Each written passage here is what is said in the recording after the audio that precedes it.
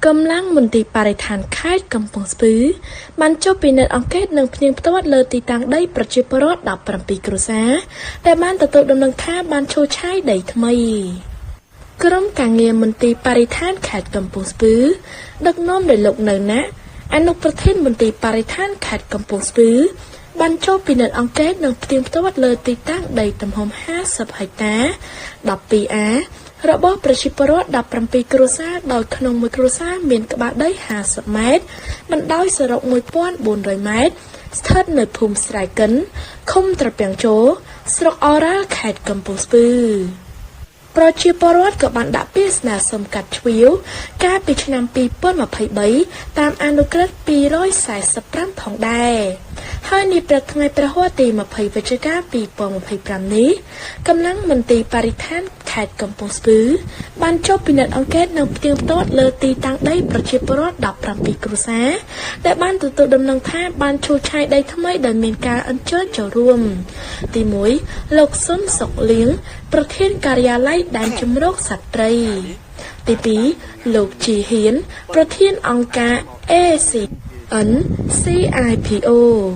ទី3លោកសាទហ៊ុនអនុប្រធានភូមិស្រែកិនទី4លោកសនសឹម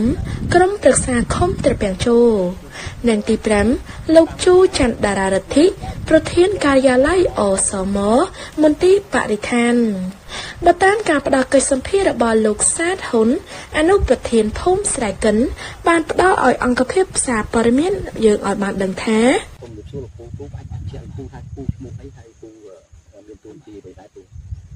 បាទឈ្មោះតាហ៊ុនជាអនុគុំត្រែកិនបាទដូចចុងមុននេះដែលខាងក្រមការងារគាត់ថាគាត់នឹងជួបឆាយនឹងត្រៀមដីព្រៃបាទតែដោយឡែកតែខ្ញុំមួយការចាក់ស្ដែងជាមួយក្រមការងារគឺទៅឃើញគាត់ធ្វើតែដីចាស់ៗដដែលនោះទេបាទអញ្ចឹងទីដូចអត់មានផ្លេចពីចាស់របស់គាត់តោះអញ្ចឹងណាអត់ដូចការចោតប្រកាន់ទេអត់ដូចតែការចោតប្រកាន់នោះទេអញ្ចឹងទេខ្ញុំមិនកាន់ជើងខាងណាទេតែក៏ជាក់ស្ដែងតែខ្ញុំចុះមកជាមួយក្រុមការងារតែប៉ុណ្្នឹងឯងមកខ្ញុំបាទខ្ញុំជម្រាបចំណែកលោកសនសឹមក្រុមប្រឹក្សាឃុំត្រពាំងជោបាទជាបឋមខ្ញុំបាទឈ្មោះសនសឹមជាក្រុមប្រឹក្សាឃុំត្រពាំងជោនិងតំណាងរដ្ឋបាលឃុំត្រពាំងជោនិងក៏ជួបមកលោកធានក្រុមប្រឹក្សាត្រពាំងជោដែលលោកអាចបានជួយមកអញ្ចឹងថ្ងៃនេះគឺមានខាងជំនាញដែលគាត់ជួយមកក្នុងគោលបំណងគឺពិនិត្យទីតាំងដីដែលមានខាងក្រៅគឺរាយការណ៍មកថាមានការកាប់រុករាននិងឈូសឆាយពីដីព្រៃដើម្បីធ្វើការដាំដុះបាទក៏ប៉ុន្តែជាក់ស្ដែងថ្ងៃនេះខ្ញុំមិនបានកាន់ជើងខាងម្ចាស់ចង្ការឬក៏មិនបានកាន់ជើងខណៈទេខ្ញុំបានដើរពិនិត្យមើលតាំងពីនោះជុំវិញទាំងអស់គឺទីតាំងគឺដូចរកผมឃើញថាមានកន្លែងណាដែលឈូសឆាយដីថ្មីដីដាំដុះថ្មីអត់មានទេគឺមានតែទីតាំងចាស់របស់គាត់បាទការដាំដុះចាស់របស់គាត់តែឲ្យរកឃើញថាទីតាំងដែលឈូសរុករានដីព្រៃថ្មីអត់មានទេជាក់ស្ដែងគឺខ្ញុំមិនបានកាន់ជើងហើយក៏មិនបានសហការខាងជំនាញណាដែលគឺមកចាក់ដៃគឺខ្ញុំបានដើរទាំងអស់ជុំវិញហ្នឹងបាទឈរពីលើក្នុងមើលពិនិត្យមើលចំពោះលោកជាប្រធានអង្គការប្រឆាំងអំពើពុករលួយ ACN CIPO បងបាននិយាយមកបងខ្ញុំមកពីអង្គភាពជាច្រើនហើយថ្ងៃនេះសូមនៅគឺបទពិសោធន៍ជុំវិញទីតាំងដីនេះតែជាដោយការលើកឡើងមានកម្មមួយចំនួនចាក់ប៉ុនថាត្រីមិនដែរបាទក្នុងនាមខ្ញុំឈ្មោះជីហ៊ានជាប្រធានអង្គការប្រឆាំងអំពើពុករលួយស្ដាប់ការបំផ្លាញធនធានធម្មជាតិនិងការពារសុខភាពអញ្ចឹងដូច្នេះថាมันមានការឈូសឆាយដីថ្មីទេគឺដីនេះគឺគាត់បានឈូសឆាយយូរហើយបាទយូរហើយក៏តម្រូវរាជរដ្ឋាភិបាលបានចេញអនុក្រឹត្យ245ដើម្បីឲ្យពួកគាត់មានបានកម្មសិទ្ធិស្របច្បាប់ប៉ុន្តែលទ្ធផលយើងអត់ទាន់ដឹងថាតើក្រសួងមានចំណាត់ការបែបណាទៅលើទីតាំងដែលពួកគាត់ស្នើសុំទេហើយសប្តាហ៍ក្រោយនេះខ្ញុំនឹងដាក់សម្ដៅមួយសូមរកបាននាយករដ្ឋមន្ត្រីក្រសួងរៀបចំដែនដីនគររូបនីយកម្មដើម្បីចាត់ក្រុមការងារចុះពិនិត្យស្របទៅតាមគោលនយោបាយរបស់នាយករដ្ឋាភិបាល ជាបងទីថាពាក់ព័ន្ធនឹងអនុក្រឹត្យ245ហ្នឹងតើអនុក្រឹត្យនេះចុះនៅថ្ងៃណាបាទដូចជាឆ្នាំ2022បាទ2022ហ្នឹងគឺប្រជាពលរដ្ឋបានជួបជ្រាបហើយនឹងបានដាក់ស្នើសុំទាំងមូលណានៅតំបន់អូរ៉ាល់នេះស្រុកអូរ៉ាល់នេះមិនមែនជាតែកន្លែងហ្នឹងមកទេគឺមានច្រើនបាទចូលជា50000ហិកតាបាទប៉ុន្តែលទ្ធផលក្រសួងបានសម្រេចកាត់ជូនពួកគាត់ប្រមាណយើងអត់ទាន់បានដឹងទេបាទគុណច្រើនបើតាមការយល់ឃើញរបស់ខ្ញុំបើសិនជាប្រជាពលរដ្ឋបានអាស្រ័យផលជាក់ស្ដែងចឹងហើយគួរតែរដ្ឋាភិបាលនិងក្រសួងបរិស្ថានក៏ដូចជាក្រសួងរៀបចំដែនដីនគររូបនីយកម្មគឺតែកាត់ឈើជូនពួកគាត់បាទដើម្បីឲ្យពួកគាត់អាស្រ័យផលលើទីតាំងដីជាក់ស្ដែងបាទហើយដើម្បីងាយស្រួលការកាត់បន្ថយភាពក្រីក្រស្របតាមគោលនយោបាយឈ្នះរបស់ប្រជាពលរដ្ឋបន្តបាទបើតាមកិច្ចសម្ភាររបស់អង្គភាពសារព័ត៌មានជាមួយនឹងក្រុមការងារដែលបានចុះមកពិនិត្យអង្កេតផ្ទៀងផ្ទាត់នេះ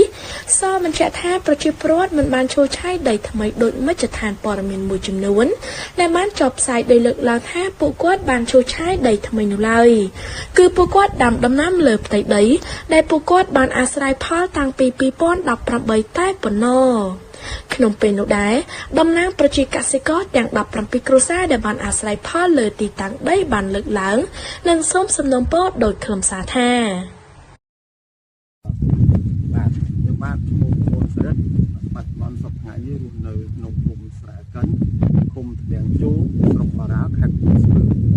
ដោយខ្ញុំរាល់ថ្ងៃនេះបានដាំដំណាំអំពៅ2018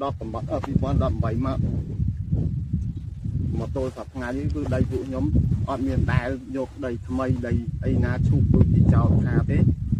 ចាក់ស្ដែងគឺពួកបងសារព័ត៌មានមកដិតយក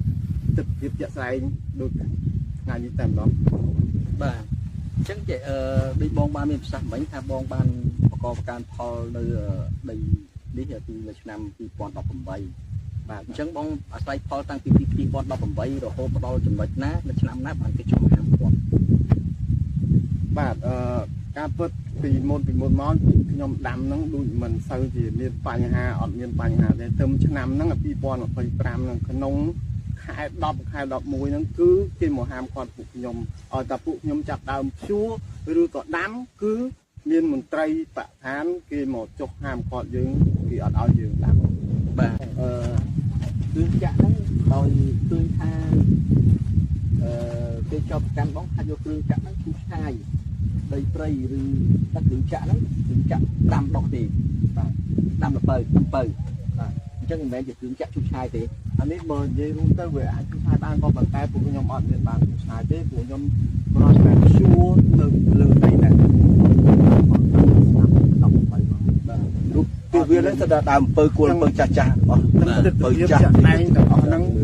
អាចមានតាំងដូងបានហូបហើយចេកបានកាប់ដល់បានណាថ្មីតាំងហើយអស់នេះតែគល់ពៅចាស់កន្លែងចាស់ហ្នឹងសិតតែដំណាំចាស់ប៉ុន្តែអំពៅវាមានកាលទៅ2ឆ្នាំម្ដងគេជួចោលម្ដង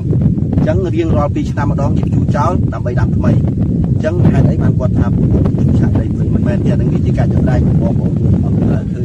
មិនមែនជាថាយ៉ាងម៉េចទេអាហ្នឹងវាជារឿងមួយជាក់ស្ដែងហើយដីនេះមិនមានដីនេះអូខេតែដីដែលជួហើយហើយអាស្រ័យនេះមិនយកមកនេះទេយកមកដាំទេសិតគ្រឿងចាក់របស់ក្រុមហ៊ុនគេនេះហើយមានឱកាសនៅយកមកជួខ្ញុំឆាយគេចាប់ប្រកាន់ហ្នឹងក្រោយខ្ញុំបានសូមសំណូមពរដល់សម្ដេចពុកនិងសម្ដេចបវរធម្មដីហ៊ុនម៉ាណែតសូមឲ្យលោកជួយបង្កើតគណៈកម្មការមន្ត្រីពាក់ព័ន្ធចុះមកវាស់វែងកាត់ជ្រៀលដីដែលនៅក្នុងភូមិស្រែកិនស្រុកឃុំទ្វាំងជូស្រុកអូរ៉ាល់ខេត្តកំពង់ស្ពឺឲ្យបានគ្រប់គ្នាតាមអនុក្រឹត្យលេខ45ចុះឆ្នាំ2022ចុះឆ្នាំ2022កន្លងមក